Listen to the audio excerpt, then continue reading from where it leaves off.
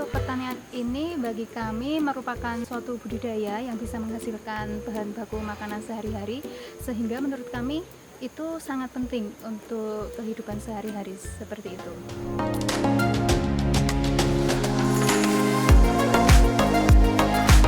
Nama saya Listiana Karuniasih, biasanya dipanggil Lisna. Di KWT ini kebetulan saya bertugas sebagai sekretarisnya.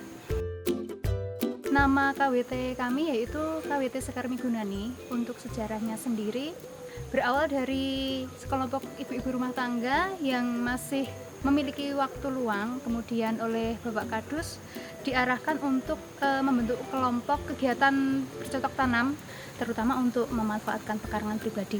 Nah, kebetulan saat itu kita juga bertepatan dengan adanya bantuan dari Kementerian Pertanian, yaitu melalui program Aplen P2L atau Pekarangan Pangan Lestari tahun anggaran 2022, yang mana program ini didukung oleh Bapak Kadus dan juga didukung oleh kelompok Tani Makmur 3 yang didampingi juga oleh PPL atau penyuluh pertanian lapangan dan juga Fasdes atau fasilitator desa, yang mana KWT Sekar Migunani ini bergerak di bidang pertanian yang memanfaatkan pekarangan rumah. Saat ini KWT Sekar Migunani beranggotakan 26 orang, yang mana sebagai pengawasnya sendiri yaitu dari PPL dan juga koordinator UPKK. Untuk manajemennya kita sudah terdapat struktur organisasi yang berjalan sebagaimana tugas dan fungsinya. Untuk kegiatan KWT sendiri, yang pertama kita ada kegiatan menyiram setiap harinya yang berdasarkan sesuai jadwal piket tersebut. Lalu kemudian kita ada kegiatan penanaman yang mana nanti dilakukan setelah pengolahan media tanam selesai. Lalu kita juga ada kegiatan pembuatan pupuk PSB atau fotosintesis bakteri yang dilakukan oleh seluruh anggota KWT Sekar Migunani.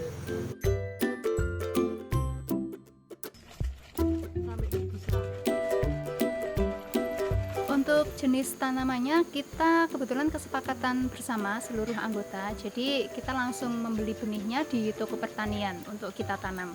Untuk agenda rutin, kita setiap bulan ada kegiatan rapat rutin anggota dengan agenda yaitu laporan setiap bagian dan juga ada arahan dari ketua KWT dan juga dari PPL atau dari penyuluhnya.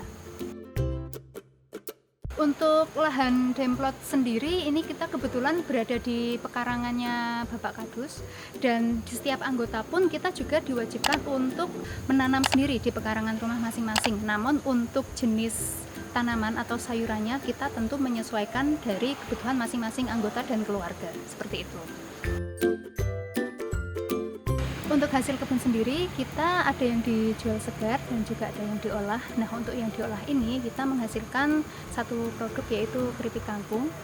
Untuk yang hasil panen segar dan olahan ini kita jual di anggota dan juga masyarakat sekitar melalui promosi di grup WhatsApp ibu-ibu lingkungan sekitar, dan kita juga bikin story di WhatsApp juga, seperti itu.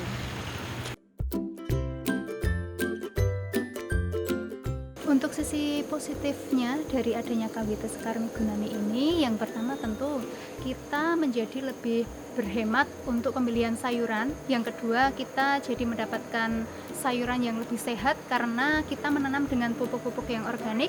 Lalu apabila sudah tercukupi di kebutuhan sehari-hari kita, hasil sayuran tersebut nanti kita bisa jual. Untuk sisi negatifnya sendiri, alhamdulillah sampai saat ini kita belum ada. Untuk kesulitannya sendiri, kita belum menemukan solusi yang optimal untuk penanganan hama secara organik. Dan yang kedua, kita ada kendala yaitu hewan-hewan peliharaan yang tidak dikurung, sehingga perlu penjagaan yang lebih ketat agar tanaman itu tidak dimakan oleh hewan-hewan tersebut. Untuk keuntungannya sendiri, kita yang pertama tentu menambah wawasan mengenai pertanian, dan yang kedua kita mendapatkan sayuran yang lebih sehat dan organik tanpa harus membeli, dan yang ketiga mempererat silaturahmi antar anggota.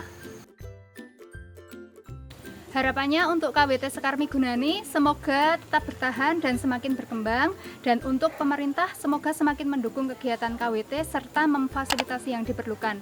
Dan untuk ibu-ibu di Indonesia, mari kita semangat untuk memanfaatkan lahan pekarangan rumah kita untuk pemenuhan gizi keluarga. Maju terus pertanian Indonesia, see you on top!